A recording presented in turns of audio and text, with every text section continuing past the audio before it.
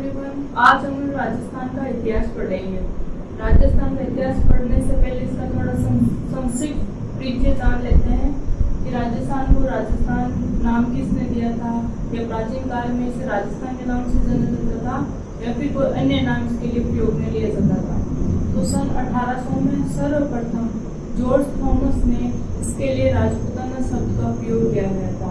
जो हमारा राजस्थान राज्य है इसके लिए सर्वप्रथम सन 1800 में, कब?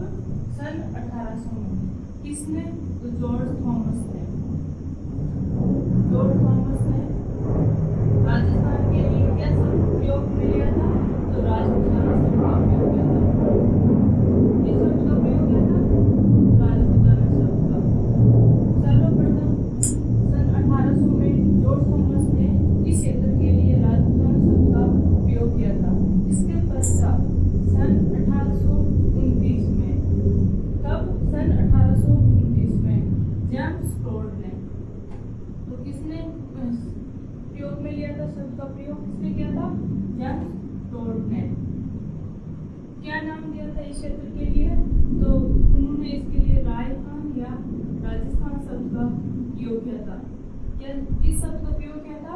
राजस्थान या राजस्थान।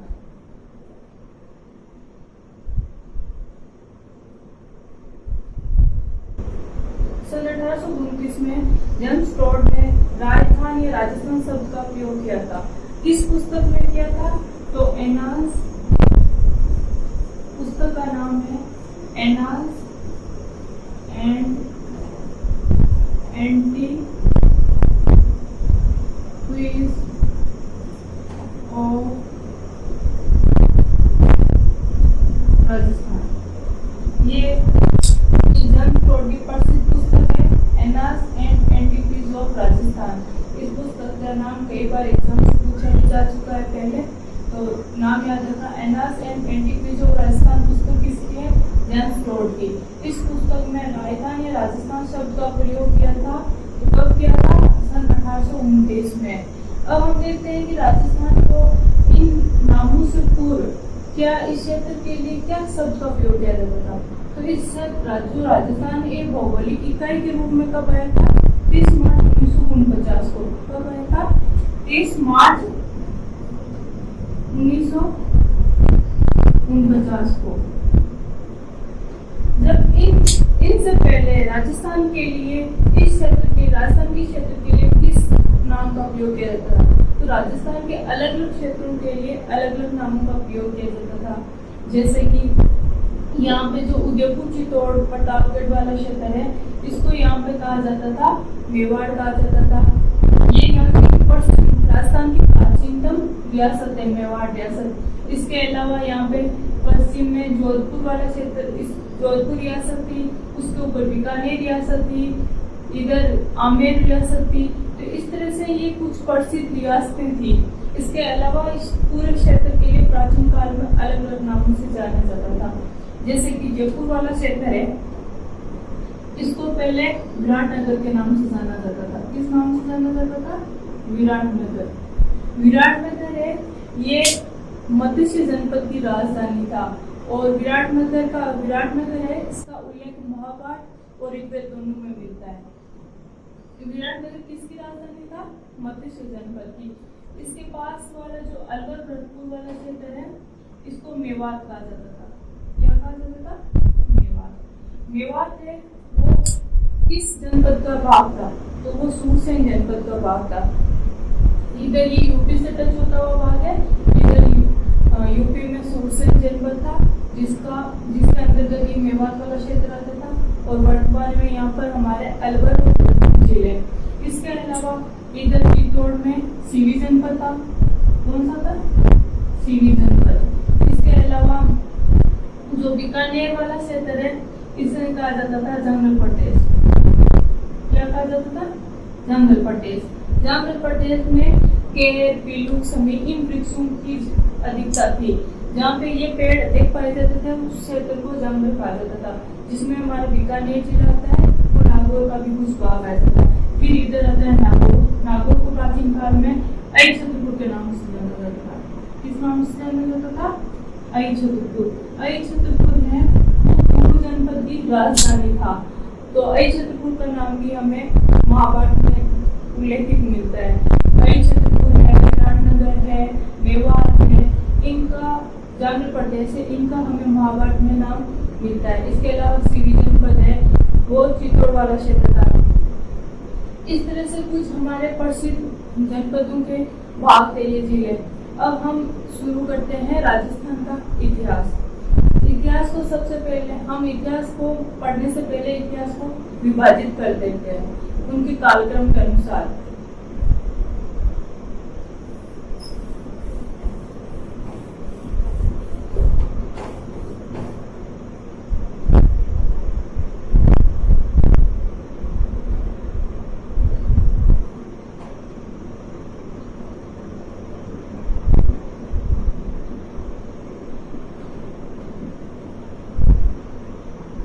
तो इसके इतिहास को कालक्रम के अनुसार विभाजित कर लेते हैं। तो इतिहास को 3 भागों में बांटते हैं हम। पहला है प्राक युग, कौन सा प्राक, फिर इसके बाद में आता है आद्य और इसके बाद में आता है ऐतिहासिक। तो इतिहास को कितने भागों में बांटा गया है? 3 भागों में। कौन कौन सा? प्राक, आद्य और ऐतिहासिक। अब इनको किस आधार पर बांटा गया है? तो इतिहास का जो विभाजन है उसके विभाजन का आधार क्या है? तो इसमें विभाजन के आधार में जो प्राक काल माना है, इसके लिए जो वो काल जिसके बारे में हमें कुछ भी स्पष्ट जानने के लिए नहीं मिलता है, कोई स्पष्ट साक्ष्य नहीं मिल रहा, जिसमें मानव द्वारा लिखित कोई लिखित साक्ष्य नहीं मिल रहा हो, ऐसा जिसमें मानव को लेखन से ज्ञान नहीं था, जिसके बारे में ना तो लिखित साक्ष्य मिला हो, लिखित और कैसे स्पष्ट, लिखित और स्पष्ट साक्ष्य नहीं मिले हो, वो कब किस बात है? प्राक काल में। इसके बाद में जो आद्य काल है, इसमें हमें एक स्पष्ट लिखित साक्ष्य मिले। 3 भागों में इतिहास को हम 3 भागों में बांटते हैं, प्राक, आद्य और ऐतिहासिक।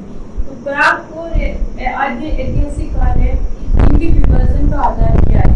इनके विभाजन का आधार यह है कि इतिहास का वो काल जिसके बारे में हमें स्पष्ट लिखित साक्ष्य नहीं मिले, जिसके बारे में हम अनुमान लगाते हैं कि शायद मानव इस तरह से जीवन यापन करता होगा, उसे इन चीजों का ज्ञान था, तो वो काल आता है प्राक काल, जिसके बारे में हमारे पास क्या नहीं है? स्पष्ट लिखित साक्ष्य नहीं है। आद्य काल वो समय आता है जब मानव को लेखन से लिखा तो ज्ञान था, परंतु उसके बारे में हमें या तो अभी तक स्पष्ट साक्ष्य नहीं मिले या फिर वो लिपि अभी तक पढ़ी नहीं गई हो। उस काल को किसमें रखना है? आद्य काल में। ऐतिहासिक काल वो काल है जिसके बारे में हमारे पास स्पष्ट लिखित को सबूत है, जिसके बारे में हम विश्वास के साथ कह सकते हैं कि हाँ, मानव को इन चीजों का ज्ञान था, वो इस तरह से अपना जीवन यापन करता था, उसके बाद उसने किस किन तकनीकों का विकास कर लिया था। तो अगर हम बड़े तौर पे देखें इसको, तो किस प्राक काल में कौन सा समय आता है? तो जो इंडस वैली सिविलाइजेशन है, IVC, इससे पूर्व का काल, तो सिंधु घाटी सभ्यता है, इससे पूर्व का काल किसमें आता है? प्राक काल में। और जो हड़प्पा सभ्यता से 600 ईसा पूर्व तक का, कब तक का? IVC से 600 BC तक का काल है, वो आद्य काल में आता है। और 600 BC से अर्थात 600 ईसा पूर्व से वर्तमान तक, कब तक? वर्तमान तक का काल है, वो आता है ऐतिहासिक में। जो अर्थात जो जनपद काल है, महाजनपद काल से वर्तमान तक काल, वो आता है हमारा ऐतिहासिक काल। अब ये हो गया प्राक काल, आद्य काल और ऐतिहासिक काल। इस तरह से हमने इतिहास को 3 भागों में विभाजित कर लिया। अब हम देखते हैं कि राजस्थान का इसमें क्या राजस्थान के इतिहास में इनमें से कोई क्षेत्र था? अगर था तो कौन सा क्षेत्र था? तो हम देखते हैं कि जो मनुष्य जिस काल में पत्थरों का प्रयोग स्टार्ट किया था, जैसे कि उसने पत्थर से खाना पकाने में उसने पत्थरों का प्रयोग किया था, हथियार के रूप में उसने पत्थरों का प्रयोग किया था, पशुओं का जो शिकार करने के लिए जो उपकरण काम में लिए जाते थे उनमें पत्थरों का प्रयोग किया था। तो मनुष्य के जीवन में सबसे ज्यादा जिस काल में पत्थरों का प्रयोग किया जाता था उसे पाषाण काल कहा गया है। और पाषाण काल के भी 3 भाग है। तो सबसे पहले इतिहास का कौन सा काल आता है? पाषाण काल। कौन सा काल आता है? पाषाण काल। इसके भी 3 भाग हैं, पूरा पाषाण, मध्य पाषाण और नवपाषाण।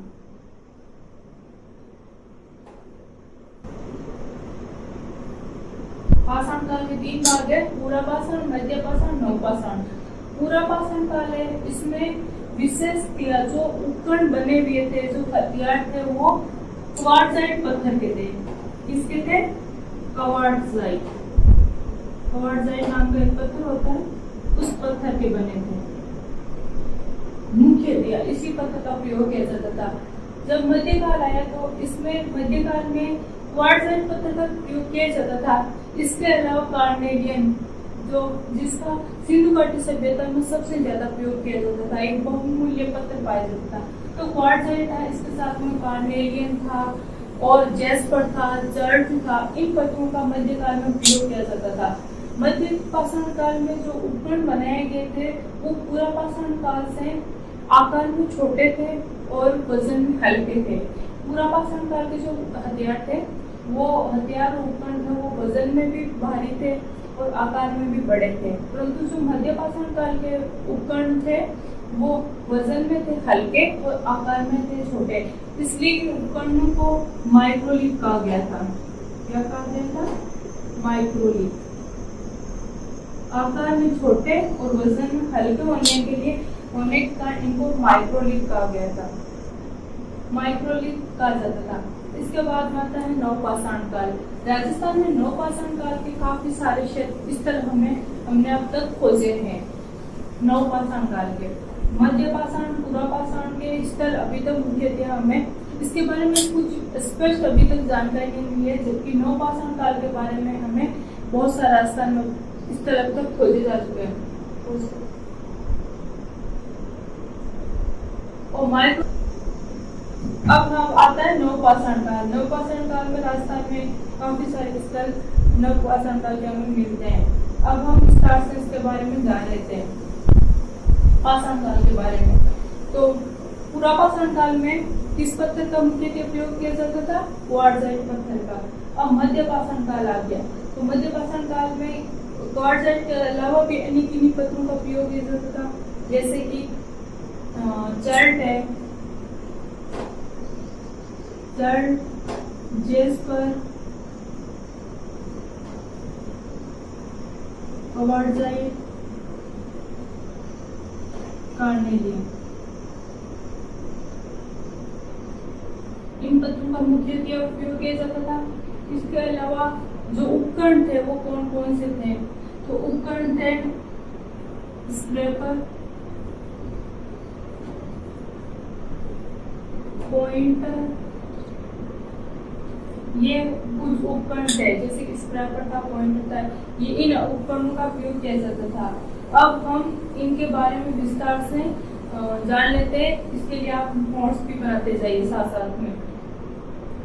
तो आप मध्य पाषाण काल से स्टार्ट करिए। पूरा पाषाण काल में ये एक लाइन है, इसमें क्वार्टजाइट पत्थर का प्रयोग किया जाता है। मध्य पाषाण काल में है कि इसमें जो उपकरण थे वो आकार में छोटे, वजन में हल्के थे, इसलिए इनको माइक्रोलिथ कहा गया था।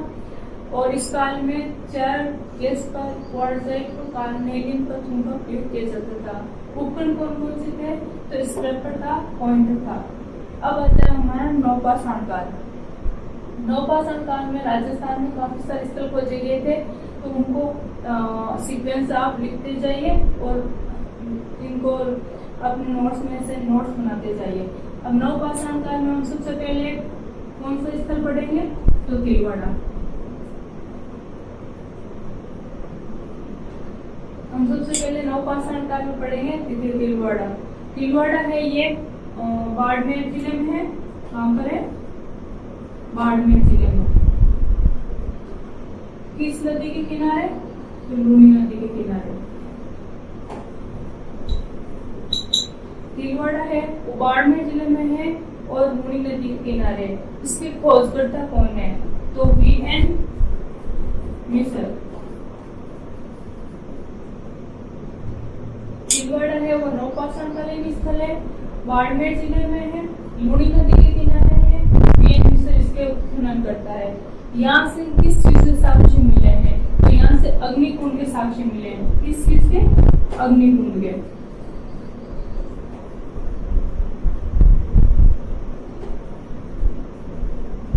किस चीज के साक्ष्य मिले? अग्निकुंड के साक्ष्य मिले। पहला स्थल हो गया आपका नौपाषाण काल में तिलवाड़ा, बाड़मेर जिले में, लूनी नदी के किनारे है।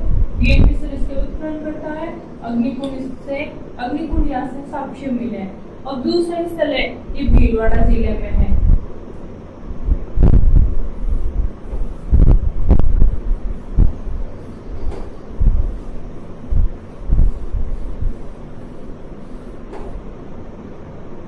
दूसरा स्थल कौन सा है? बागोर। कहाँ पर है? भीलवाड़ा जिले में। दूसरा स्थल कौन सा है? बागोर और भीलवाड़ा जिले में। कौन सी नदी के किनारे? कोठारी नदी के किनारे। कौन सी नदी है? कोठारी नदी। इसके उत्खननकर्ता कौन है? तो वीएन मिसल। कौन है इसके उत्खननकर्ता? वीएन मिसल। यहाँ से किस चीज के साक्ष्य मिले? तो यहाँ से दो साक्ष्य मिले। पहला अग्निकुंड का, जो कि भीलवाड़ा में भी मिला था, दोनों में सेम ही है। पहला अग्निकुंड, दूसरा यहाँ से पशुपालन का। किस चीज का? यहाँ से हमें दो साक्ष्य मिलते हैं। पहला अग्निकुंड, दूसरा पशुपालन। अब तीसरा स्थल यहाँ से आता है नागौर जिले में, लीबाना और जायद।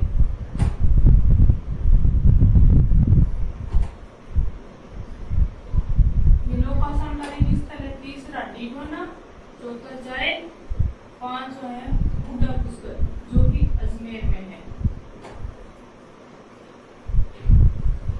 बूढ़ा पुष्कर कहाँ है? अजमेर में। और लीबाना जायद कहाँ पर है? नागौर में।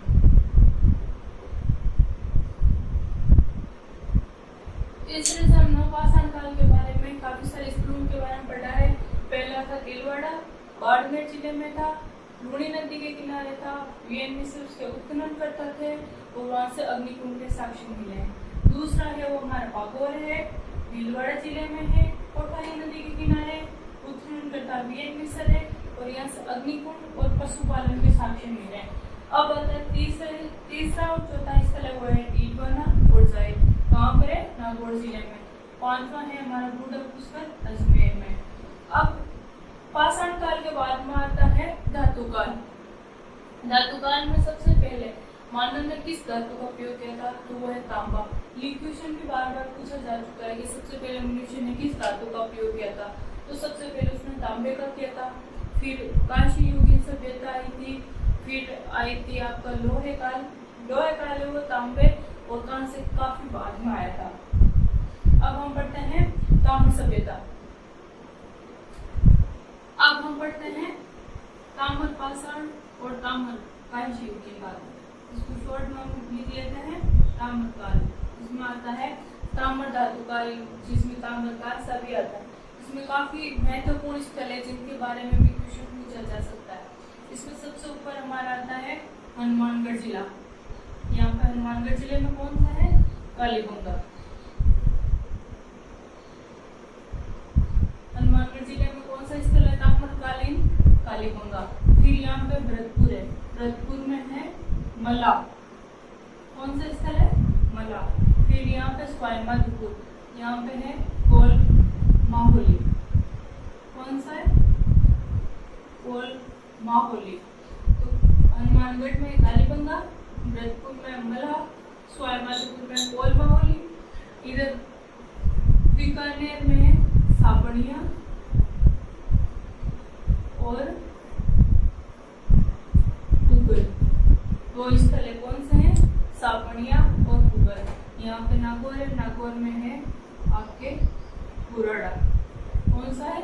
कुराड़ा। इधर चित्तौड़ में हो गया पिंड पांडलिया। कौन सा स्थल है? पिंड पांडलिया। इधर उदयपुर में है आहड़ और जाडोल, जहाँ पे सबसे ज्यादा हल्दी होती है जाडोल में। कौन से स्थल है उदयपुर में? आहड़ और जाडोल।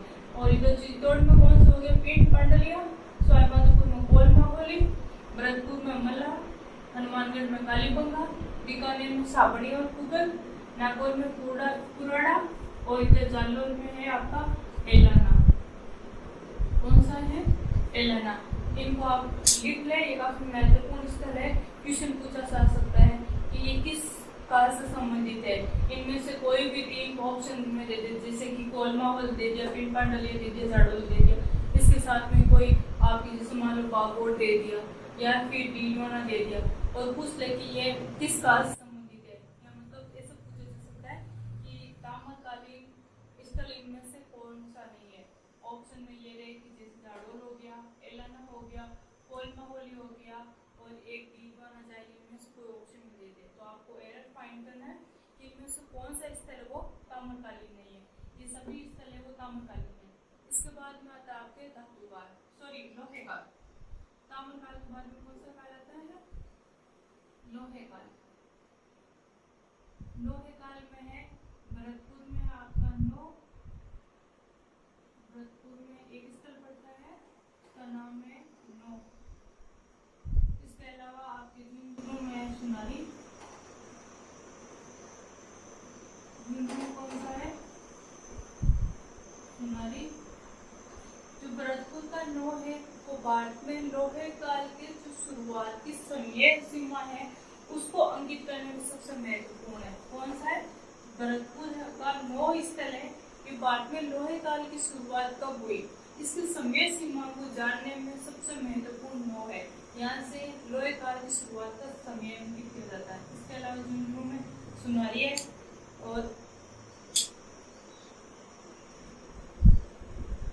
भरतपुर का नौ है वो क्या है? राजस्थान में लोहे काल की शुरुआत का समय अंकित करने का महत्वपूर्ण स्थल है। इसके अलावा जोधपुर है।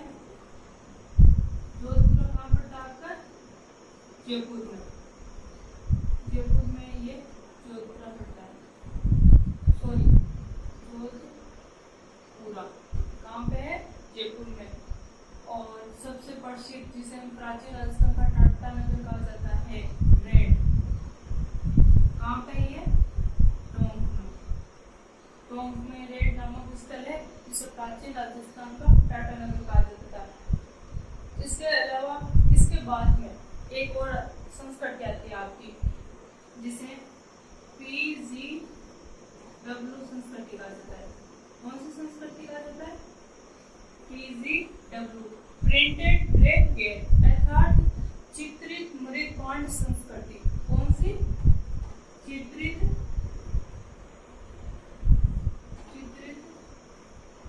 मृदबांड संस्कृति, जिसे शॉर्ट में कहा जाता है PGW संस्कृति अर्थात प्रिंटेड ग्रेवियर संस्कृति। हिंदी में से कहा जाता है चित्रित मृदबांड संस्कृति। इसके स्थल भी यही है, जोधपुर है। तो ये चित्रित मृदबांड संस्कृति इसके कौन से स्थल है? जोधपुर है, आपका सुनारी है, इसके अलावा नौ है। ये स्थल है, ये चित्रित मृदबांड संस्कृति स्थल है। किसके है? चित्रित मृदबांड संस्कृति स्थल है। कौन कौन से? जोधपुर, जयपुर में, झुंझुनू में सुनारी और टोंक में नौ। ये तीनों स्थल ही चित्रित मृदबांड संस्कृति के स्थल है। अब आज की क्लास तो ये हो गए जोधपुर, जयपुर में, सुनारी झुंझुनू में और नौ भरतपुर।